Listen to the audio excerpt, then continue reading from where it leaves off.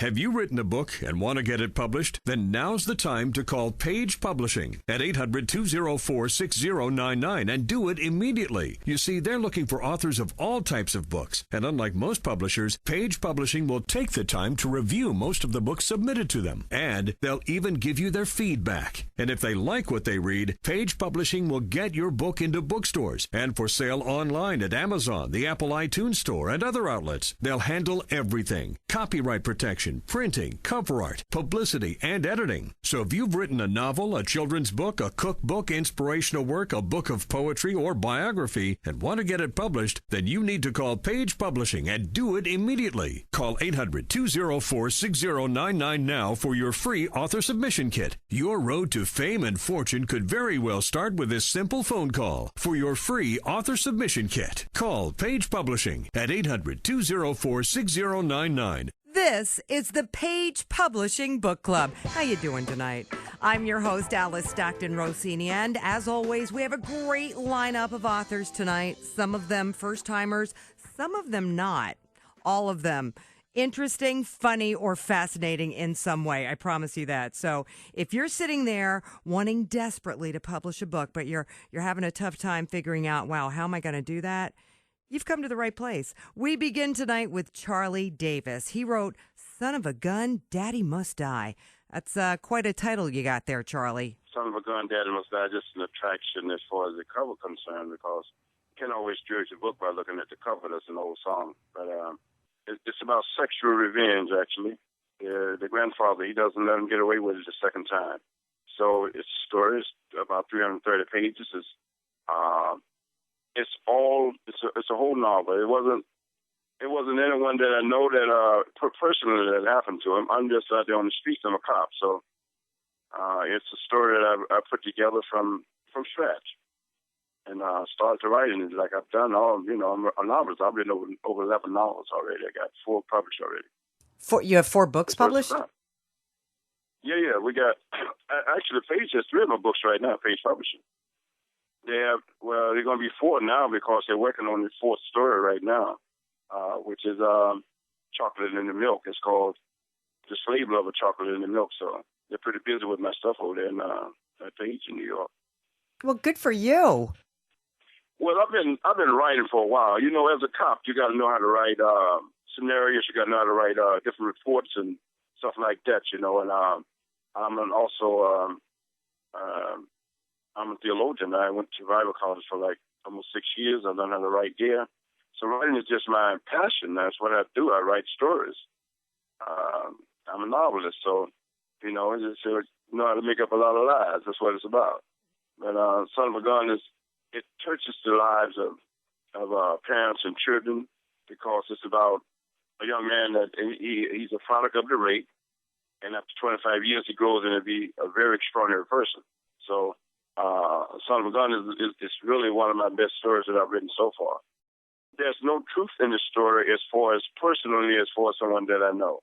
It's just that I can gather all the cases that I've been around for my years as a police officer, and you get a chance to gather these things together and just imagine what it'd be like. The story is a story of rape and revenge, And after 25 years, this guy, he just didn't let it go. At 80 years old, he had to retire, and this thing had been on his heart for all of these years. He had a chance to get even, and that's what he did. He caught these guys, the 3 guys that were still alive. He removed their manhood, and 6 months later, when the date came around for them to go to court, they were sitting in court for a rape trial with no manhood. Sounds intense. Page working on 4 books. I have novels here on my desk that I haven't even had published yet, because that's what I do. And yes, ma'am. Have you written anything so far? Have I written anything? I've written short stories. Have you? But I've never had any. Short stories can be very romantic sometimes. Yeah, they can be. But I'm very busy interviewing authors. Oh, really? When you read the about the book, the inscription on the back of the book, it tells you pretty much about what could be in the story.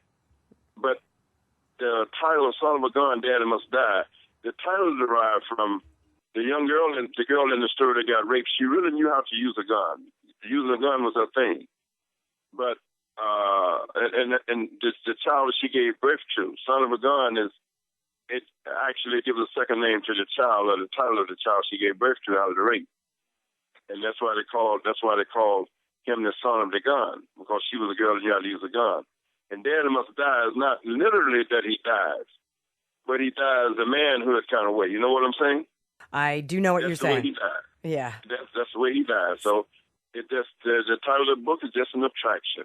But once you get into it, I'm pretty sure it would attract your full attention. No doubt about it. I believe you, Charlie. I have no doubt this read will keep you on the edge of your seat. I mean, honestly, I can't even think about what I might do if someone ever laid a hand on my child. I can't even conceive of that. And that brings us to our next author, Walter Prunzik. Now, he suffered a tragedy that is truly a parent's worst nightmare and has used writing as a way to work through a really difficult time.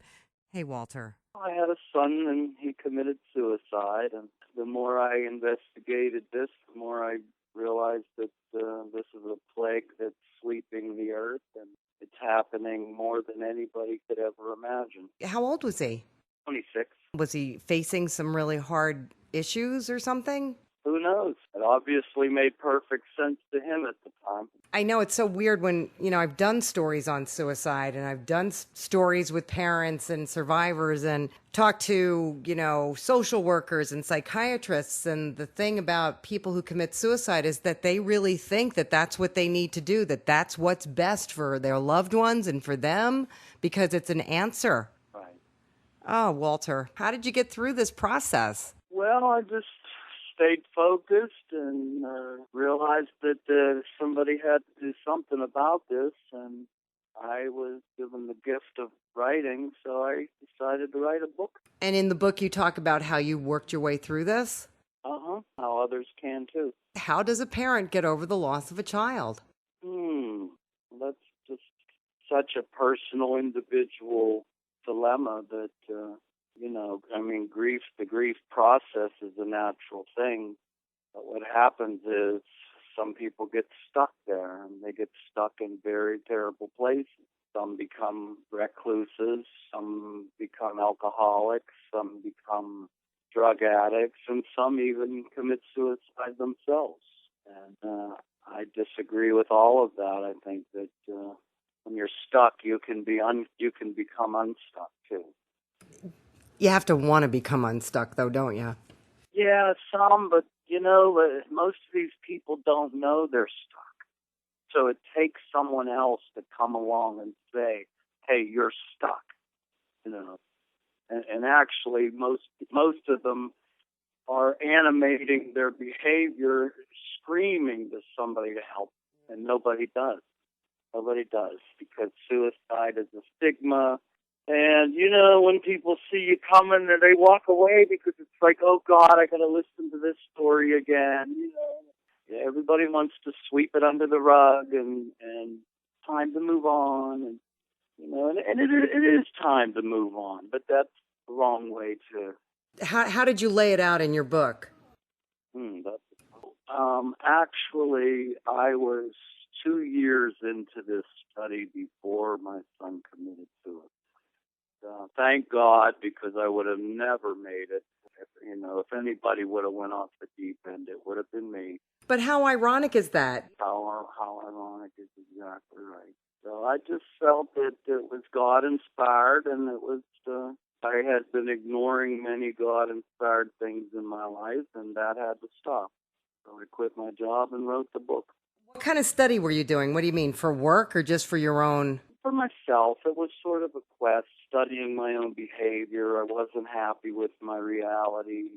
I felt that I had the power to change and create a reality that I would be happy in. And it turns out I was right. If you go back and study what the Egyptians were doing and what the ancients were doing and the ancient prayer methods, and they lived a whole different kind of world than we do. This Western culture we live in is less than 200 years old, and here we are running around telling the world how they should live and bombing 9,000-year-old cultures. And this doesn't make a whole lot of sense. We're the ones who got it wrong. When you talk about Egyptian cultures and stuff, and you're talking about a time when losing children was, it happened all the time. Well, even 100 years ago. If you lost your child 100 years ago, you dug a hole, wrapped him in a sheet, pushed him in him, and covered it in dirt, said a prayer, and went back to milking the cows. Because if you didn't, you starved to death. Okay?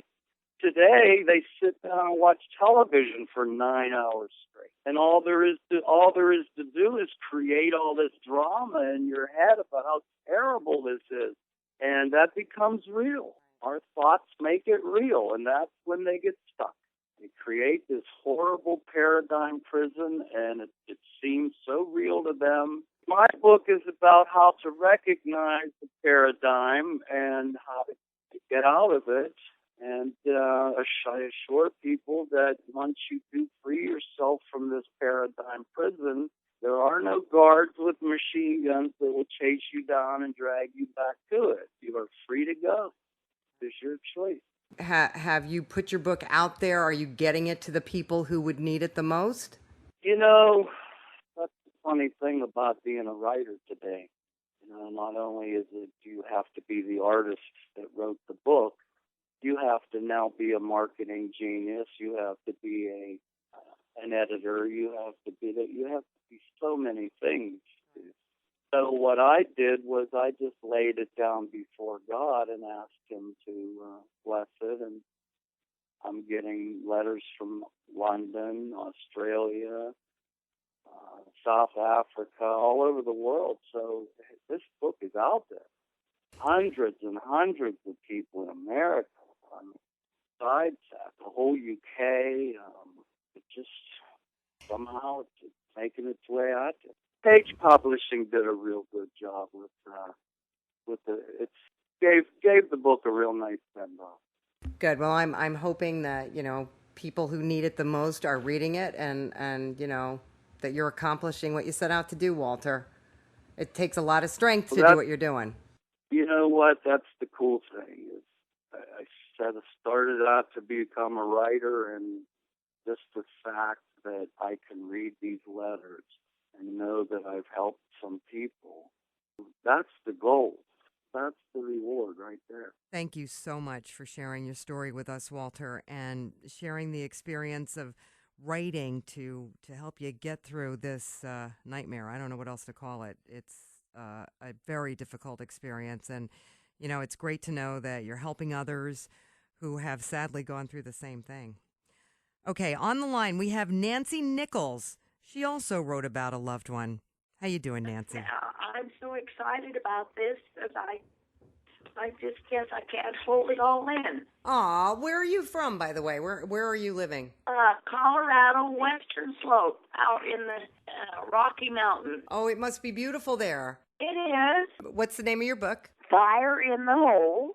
And it's about my father. It's a biography about my father. I remember him as always chasing, after the storms, the pot of gold at the end of the rainbow. Always. I like that positive attitude that there's always a rainbow after the storm. He was a World War II Navy vet who loved his God and country, and he was sure a rugged individual.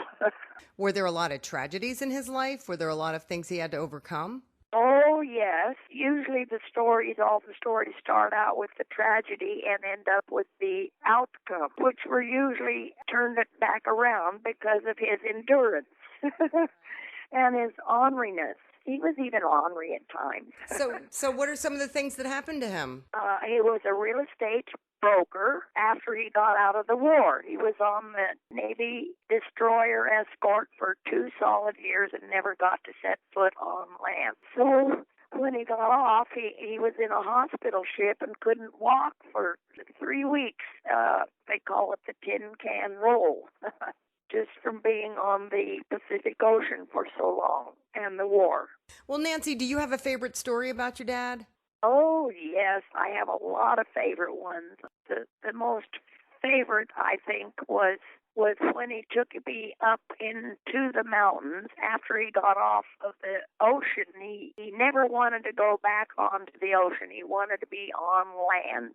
And the book is in two parts. When he started to try to rebuild his life, and he bought a D7 Army surplus Caterpillar and started mining or promoting both for making roads, for getting to the mountains to look for mining claims and gold.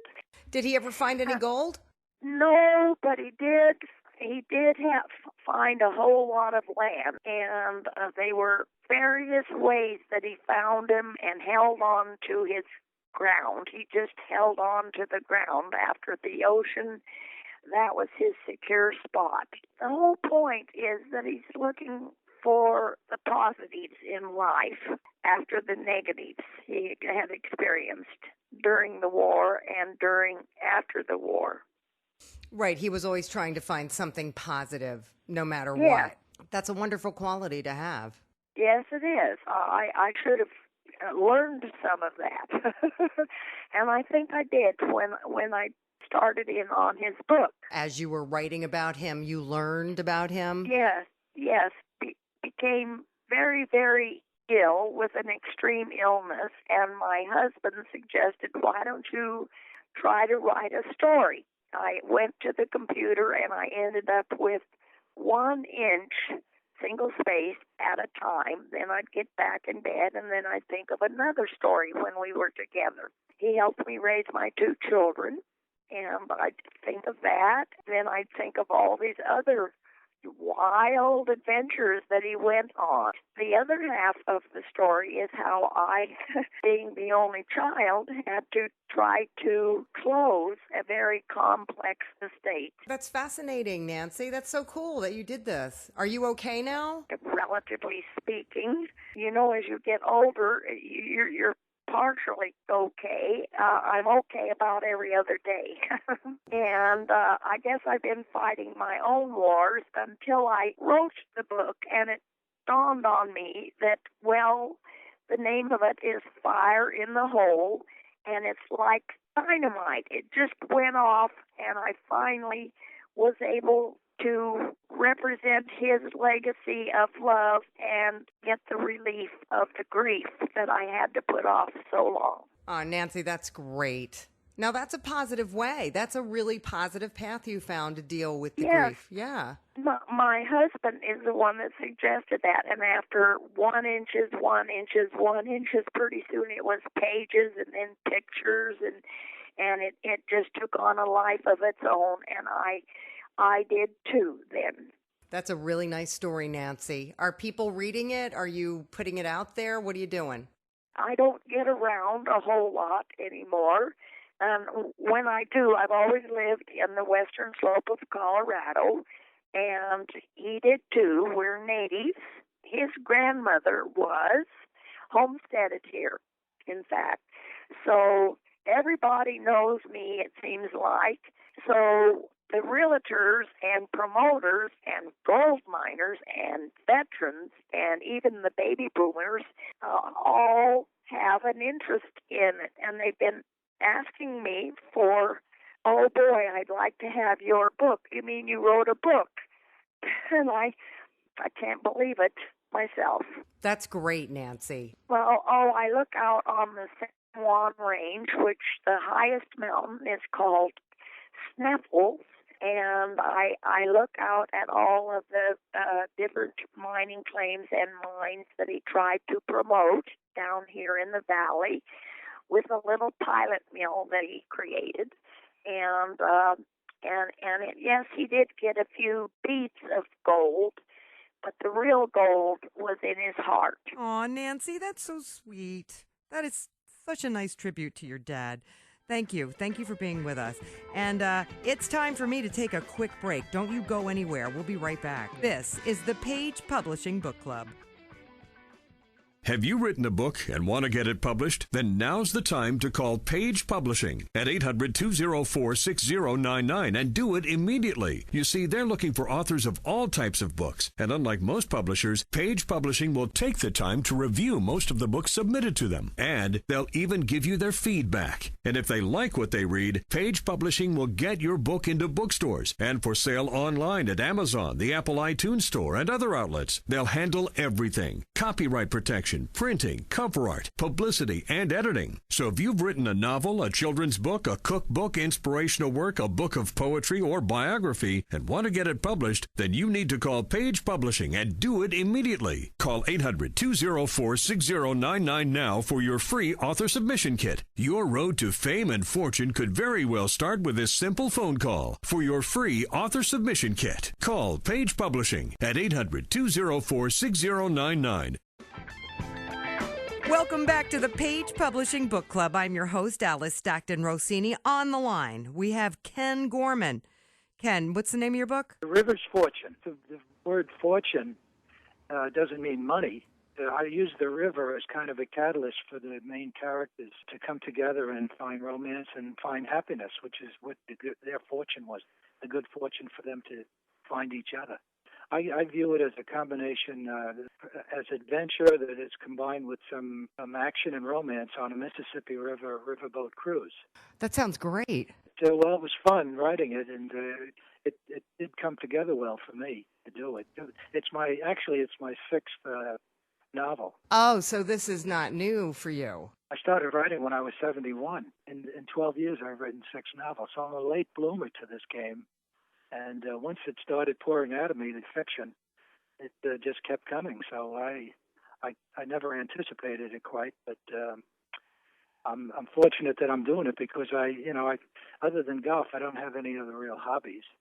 So this has really been good for me, and the kids all love it. My kids all love it. But what really got me, one of the books I read a number of years ago was a nonfiction by someone. He was an Englishman, and he traveled the whole length of the Mississippi from Minnesota, the St. Paul area, all the way down to New Orleans. So last May, right in the middle of writing this book, my son and I took the trip. And there's no gambling on the riverboat cruises, but in my fiction, I was introducing gambling. It helped me get to know about the boat itself, the paddle boat.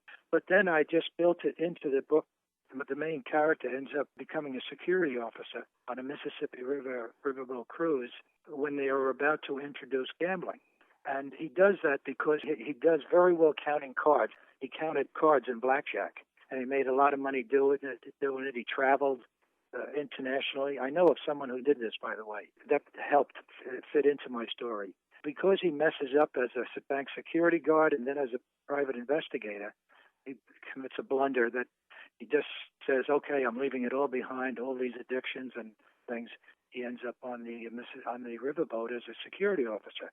Now, what he doesn't know is that there's some people who are associated with the mafia who see an opportunity in the introduction of the gambling on the boat to commit a crime, a robbery. And so that's where the action comes into play. The fellow, Drake Dawson, he's done all these things that have messed up his life, but he knows he's not a loser. And he commits to straightening himself out. But he's a kind of an extrovert. When he's out with people, he's an extrovert. But then he goes back to his apartment and he's all alone. The woman in the story is more of an introvert. She's a computer person, and she has the stereotype nerd. Both of them lonely, and they find each other. And the story is, that they come out of their loneliness together, find happiness, and that basically is what happens. I mean, there's a lot of lonely people in the world. But there's hope. There's hope for all of us. The loneliness and hope. In the back of the book, I think I say that quest for hope and happiness, and they find it. So you've done 6 books in all, not all of them with Page. The first one you said you did yourself. You tried to get a literary agent. That didn't work out. So what was your experience with Page? Well, Page is favorable from many standpoints. Just the quality of their product, the press releases they're about to release. Doing this on WOR, as a New Yorker, I know how great a station WOR is. I grew up in the South Bronx. I went to Cardinal Hayes High School. and I went to Manhattan College. And then the rest of my career was in business in New York City. So I know what it's like. Locally, I have a lot of friends, and a lot of them want to know when's it in the library. Rivers Fortune is on Kindle, it's on Nook, it's on iPad. That's another plus of Page Publishing, that they were able to get me on all of those sources. And that's really, really excellent. So, and again, it's just getting the word out. And, the 9 grandkids, they have one word for it, for me. Awesome. That makes it worth it right there, doesn't it? It absolutely does. And my main interest is politics, presidential politics. The book prior to Rivers Fortune is called Patriotic Gamble. It takes place between Election Day and Inauguration Day. And basically, I bring into play in the story the 12th and 25th Amendments to the Constitution. That's where, if no candidate for president gets enough electoral votes, 270, it's the House of Representatives has to choose the president. That's only happened once in history, 1825. I can't believe there hasn't been movies or novels or stories about that. It's such a nice story to have the House select the president. And that's what's in my book. But then I bring in the 25th Amendment because that's the one regarding presidential succession, because it turns out that they keep a secret. This is the gamble. They keep a secret that the president has a depression, a mental problem. It's not a permanent thing, but he does have to give up the presidency, and the vice president becomes president. That's what Patriotic Gamble is about. And in fact, maybe I can tell you at the moment, I've just seen the preliminary screenplay. The book has been adapted to a screenplay. But the final product I should be seeing in another week or two. I've had a lot of interaction with the writer in Hollywood, and we'll see what happens with that. The writer is he's in the Hollywood community, and he thinks it should be marketable. I've left it up to him once it's done to do the marketing and try and promote it with studios and producers. Ken, that would be awesome. I want the first interview when your book becomes a screenplay, and then we'll put you on the radio, and then everybody's going to read every book you ever wrote. Well, hey, if it comes to that, I'll come up to New York and visit with my kids and visit you. You got it. Ken, you got it. All right. Okay, so if you're thinking, I'm too old to get started, I'm too old to be a writer, I direct you to Ken. What did he say? He's written 6 books since he was 71, and now one of those books could actually wind up being a movie. That is truly amazing. And if you were listening to Ken and, maybe you should have been taking notes, it wasn't easy. He talked about self-publishing his first book, and then he tried to find a literary agent, which so many of our authors have talked about. He realized what a frustrating road that can be, and he still wound up getting his book in front of someone who might be able to make it into a movie. What are you waiting for? You ask yourself, and maybe you'll realize there's really no excuse. I mean, last week we had a woman whose eyes are so bad, she had to use some kind of magnifying contraption to write her book. I mean, all you have to do is make a plan and get going. All right, if you tune in next week, Page Publishing Book Club fans, you're going to find a Mets game. I know. I can hear your sighs. I can hear it from here.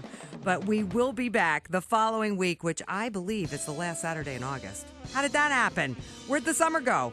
In the meantime, enjoy the rest of your summer and get writing. Thanks for hanging out with me tonight. I'm Alice Stockton Rossini. Enjoy the rest of your weekend.